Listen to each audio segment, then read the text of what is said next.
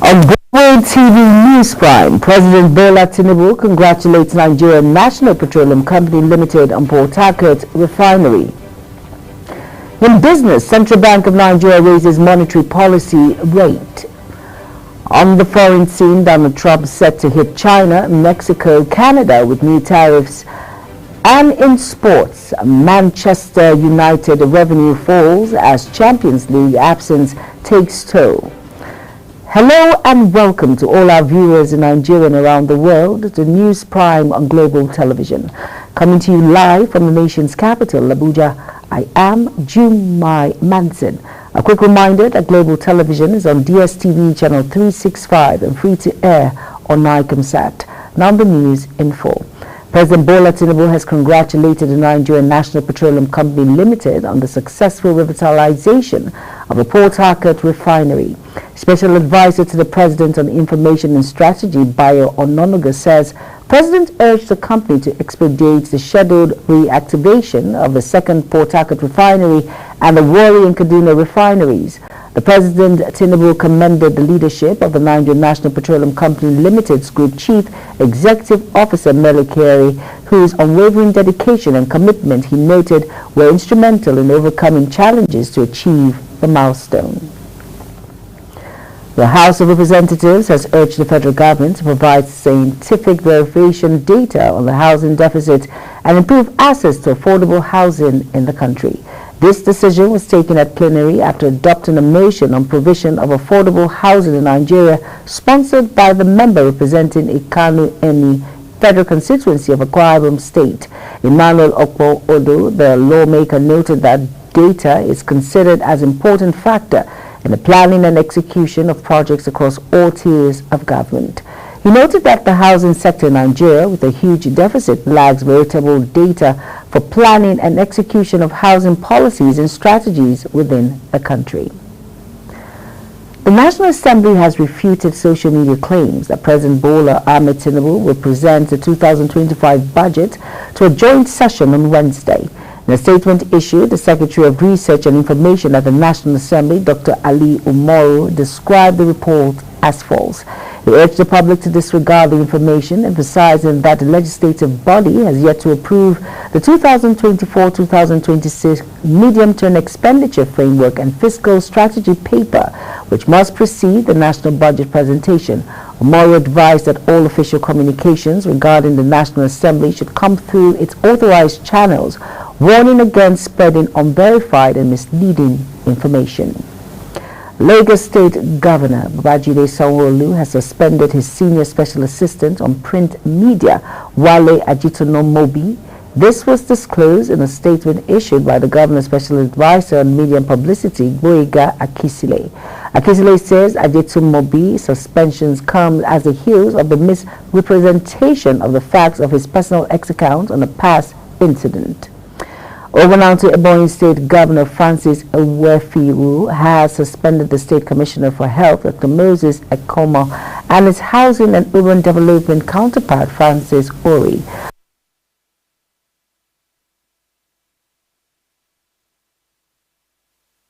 Gross misconduct and relinquishment of duties by some government officials. Indefinite suspension of the two appointees. The immediate to the successor, Monday Okpebolo, said that the entire e-governance platform is being run and operated from the back end by unknown non-state actors, and no one within the whole public service of the state has administrative control of the platform. In a statement through the secretary to the state government, Umar Kihari, the governor ordered immediate review of the platform. Governor Okpebolo said all officials and staff of ministries, departments and agencies are to continue to work on the platform pending the outcome of ongoing review. Minister of Solid Minerals Development Dr. Dele Alake has given the Mineral Resources and Environmental Management Committee, also known as MIRACO, a 90-day ultimatum to improve its performance or face several sanctions from the federal government. The minister issued the ultimatum at the annual general meeting of the committee. Queen Agaba tells us more. Minister of Solid Minerals Development, Dele Alake, expressed his dissatisfaction with the agency's current performance, emphasizing that it is Mineral Resources and Environmental Management Committee core responsibility to interface between subnationals, local opportunities, operators, and the federal government to minimize cases of conflict. Section 19, subsection 3G has not been effected by you. And I'm giving you a moratorium of 90 days, within which I will have no more excuses to give to the president. We'll just start the process of reviewing the act and removing this body entirely from the system.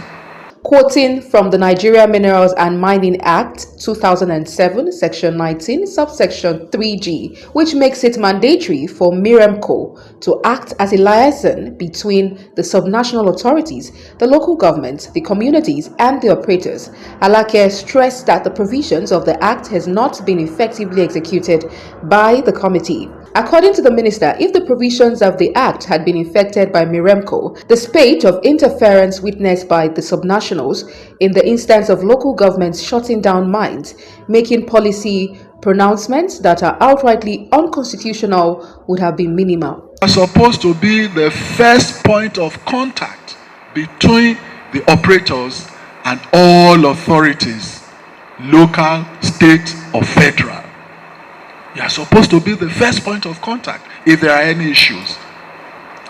If the states had issues, you are supposed to be the first point of contact because you chairmen are nominated by the state authorities. So it's as if you have gone to sleep. The minister also charged the chairman to rally their members and improve on their performance, failure of which the federal government will be left with no other option than to act appropriately to restore effective management of the nation's mineral resources and its attendant environmental concerns. Alake assures of periodic engagement with the communities while promising to push for improved funding for the agency in the 2025 fiscal year to bolster its capacity to effectively fulfill its mandate. For Global Television, Queen Agaba reporting. Thank you, Queen Agaba, for that report. Over now to the Inspector General of Police, Kayode Egbetokun, is set to unveil the School Protection Squad in Ogun State. A statement released by Ogun State Police Command spokesperson Omolola Odutola, the initiative will be inaugurated during a two-day event themed capacity building for security agencies and other stakeholders. The initiative is aimed at enhancing and promoting the safety and security of schools across the state. Governor Alex Otti of Abia State have urged the Nigerian Army to end the alleged harassment and humiliation of travelers at the military checkpoints across the state. There were reports that travelers are often forced to disembark from their vehicles and cross checkpoints on foot, sometimes with their hands raised, while trucks conveying traders are allowed to pass freely with passengers on board. Addressing the issue about the State Executive Council meeting held at the governor's Imbusi country home, the security advisor to the governor, Dick McDonald, revealed that Otti has warned security agents against such practices. A former governor of Kogi State, Yahaya Bello, is currently in custody of the Economic and Financial Crimes Commission, EFCC, over alleged misappropriation of funds. There are reports that the anti-graft agency arrested him, while unconfirmed reports say he dove to the commission's office with his lawyer. At the last hearing on November 14th, the EFCC had sought for adjournment till November 27th in a fresh case it instituted against Bello, saying that the 30 days window was still running for the summons earlier issued. The Coordinating Minister of Health and Social Welfare, Professor Mohammed Pate, says the annual loss of Nigerians' gross domestic product was from malaria exceeds $1.1 billion. Pate said this at the inaugural meeting of the Advisory of Malaria Elimination in Nigeria in Abuja. A statement issued by the ministry's Deputy Director of Information and Public Relations, Alaba Balogun, stated that Pate described malaria as not just a health crisis, but an economic and developmental emergency that must be eliminated. Pate said the unveiling of the advisory body is a bold and decisive step to confront and address the disease. The federal government has directed tertiary institutions in the country to establish sexual assault referral centers to address cases of students offering lecturers sex in exchange for good grades. Harassment and gender-based violence on campuses. The Minister of Women Affairs, Iman Suleiman Ibrahim, affirmed this at the National Summit held in Abuja by Alliances for Africa in collaboration with the Committee on Gender Directors in Nigeria to kick off the 16 Days of Activism campaign against gender-based violence. Directive came 3 days after the Federal University of Oye Ekiti cleared a female student, Ramota Olahiloye, to graduate following a remarking of her final year examination scripts.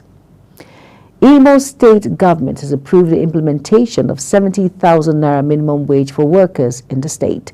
This comes as part of efforts to align with the federal government directive on wage increase and improve workers' welfare. Imo State correspondent Amarachi Ibe has the rest of the story. Governor Hope Uzodinma has taken a significant step in improving the welfare of Imo State workers by approving the payment of 70,000 naira as a new minimum wage. The decision followed the recommendation of a committee comprising representatives from the Nigerian Labour Congress (NLC), the Trade Union Congress (TUC), and other labor unions in the state. Speaking during a meeting with union leaders, the governor noted that the consolidated salary earners already on 70,000 naira would receive an additional 10% increment. Our decision to implement the new minimum wage of 70,000 naira, and in addition, having discovered that those on consolidated salary package are all above 70,000 naira, to approve the 10% increase to their salary package. Governor Hope Uzodinma also approved the implementation of promotions for state workers and announced a raise in pension allowance for retirees along with their inclusion in the state's free health care insurance scheme. Approved the immediate implementation of financial effect for all promotions that were carried out recently, and we promise to review pension allowances as soon as we conclude the audit.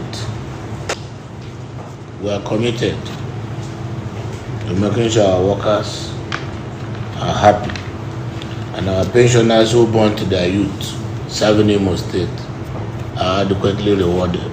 Labour leaders in the state expressed their gratitude to the governor. The chairman of NLC in Imo State praised the administration's commitment and assured workers' dedication in return. I want to say thank you very much, Your Excellency. I want to sincerely appreciate you. I want to say God bless you. The workers of Imo State, well, thank you. We appreciate you. We will show you that we love you. Not that you are sure that they are going to implement the 70,000 minimum wage. You also added a lot of legits into it. The signing of the 70,000 naira minimum wage into law marks a significant milestone in Governor Hope Uzodinma's administration, demonstrating his dedication to enhancing the life of Imo State workers. From Owerri, Amarachi Ibe, reporting for Global TV News. Thank you, Amarachi, for that report. The Federal Capital Territory Commissioner of Police, Tunji Disu, ordered that vehicles without number plates should be impounded across the territory. He also ordered deployment of more personnel and equipment of patrols and stop and search operations throughout the nation's capital. Disu's directive came on the heels of the rise in one-chance incident in the FCT. A statement by the command spokesman, Josephine Ade, also said regulations regarding covered number plates and tinted glasses would be enforced. As part of efforts to combat the Lukarawa SEC, the federal government says it will deploy more military personnel and formations in the states where the terrorists operate. The Sokoto state government asserted that it was concerned about the lives and property of its people, noting that security topped its 9-point agenda. Special Advisor on Security Matters to Governor Ahmed Aliyu, Colonel Ahmed Usman, retired, says the federal government promised to deploy more security operatives in the state to tackle the SEC that attacked Mera Village, Kebbi State, leaving 17 residents dead on November 8th. Many people have been hospitalized in various facilities across a free medical outreach in Abariba or Hafia local government area of Abia State. The state's Commissioner for Health, Ogbonnaya Uche, confirmed the incident in a statement in Umuahia. He attributed the hospitalization to suspected adverse drug reactions and assured the public that healthcare personnel were working diligently to stabilize and treat those affected. The statement revealed that the organizers of the outreach had failed to obtain necessary approvals from the ministry. It warned that such unauthorized events will henceforth attract prosecutions to prevent future occurrences. You're watching News Prime on Global Television, coming to you live from Nigeria's capital, Abuja, where News Prime returns. National Assembly questions President Bola Tinubu's loan request. Details of this as well as business and foreign stories coming right after this break. Please stay with us.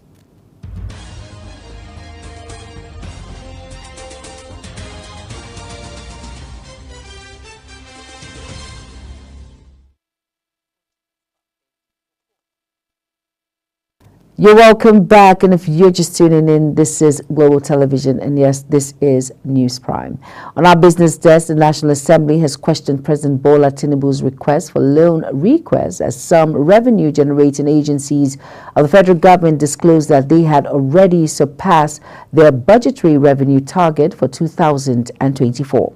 The chairman of the Federal Inland Revenue Service, Zach Adedeji, said the federal government generated 1.5 trillion naira in education tax, a substantial amount above the 70 billion naira target.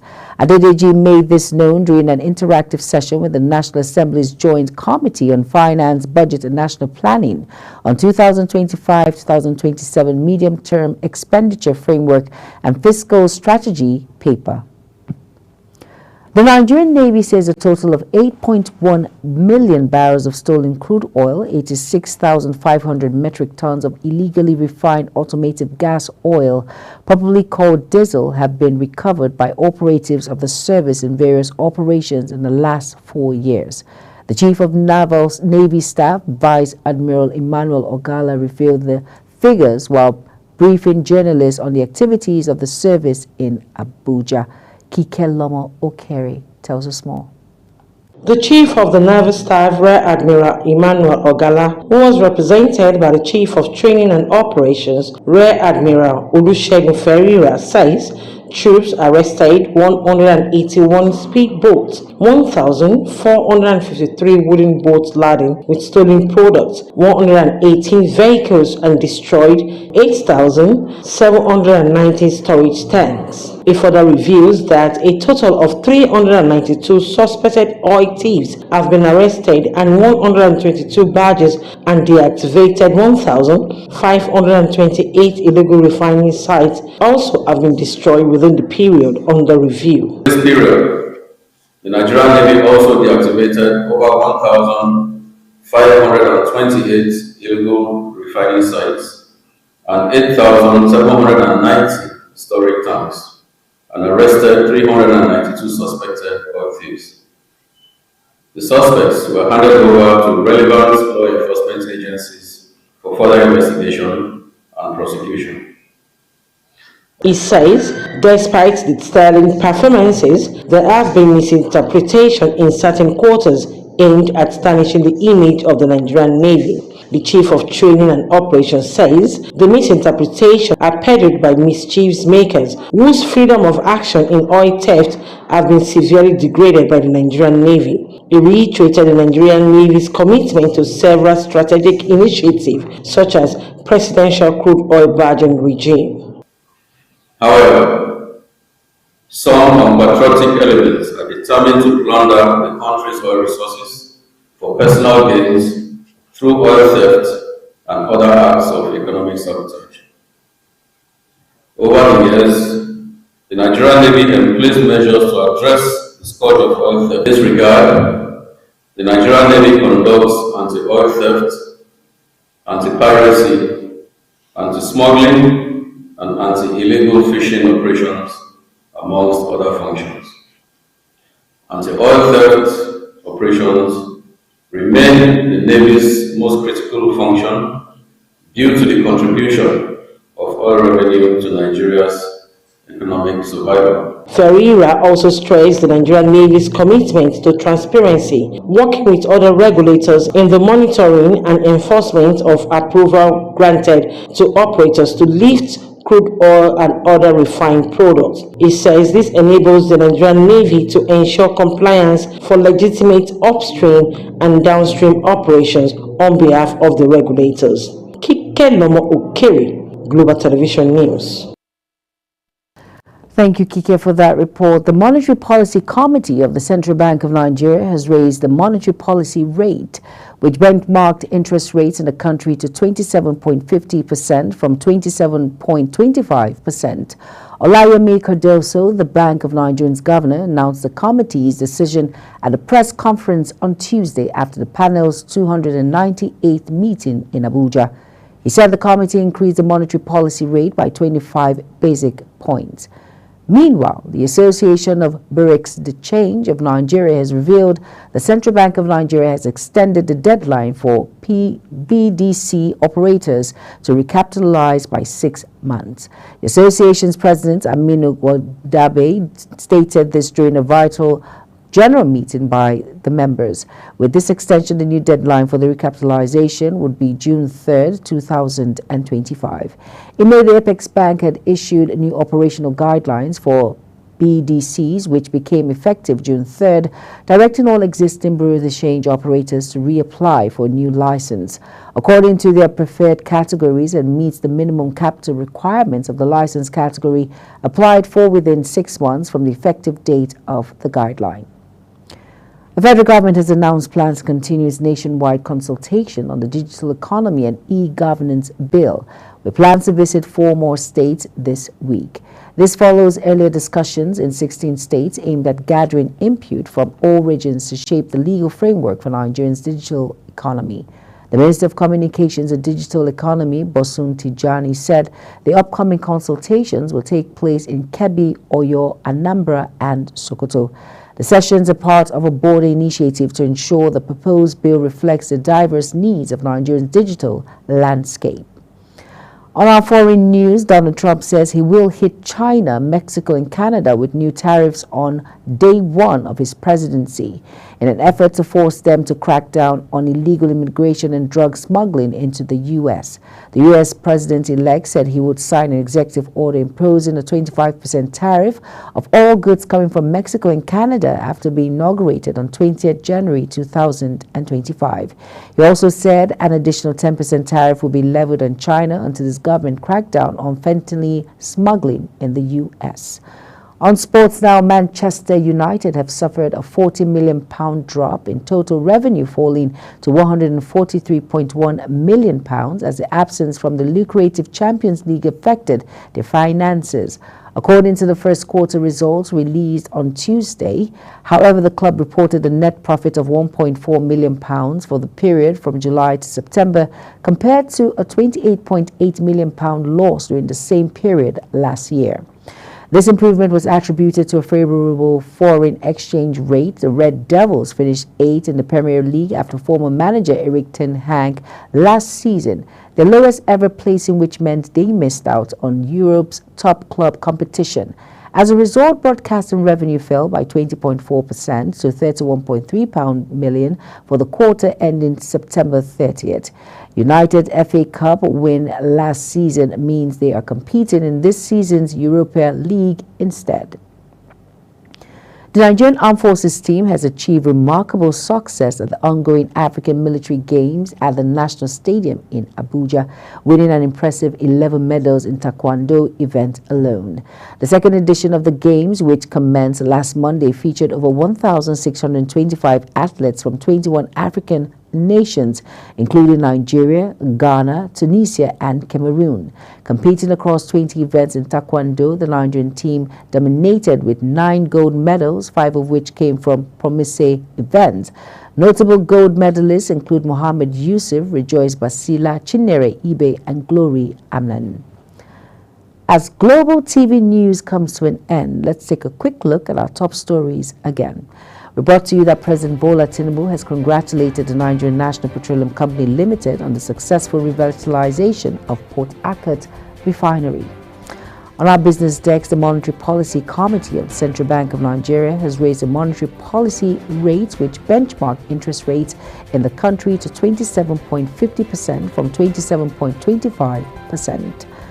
On our foreign news, we brought to you that Donald Trump says he will hit China, Mexico, and Canada with new tariffs on day one of his presidency in an effort to force them to crack down on illegal immigration and drug smuggling into the U.S.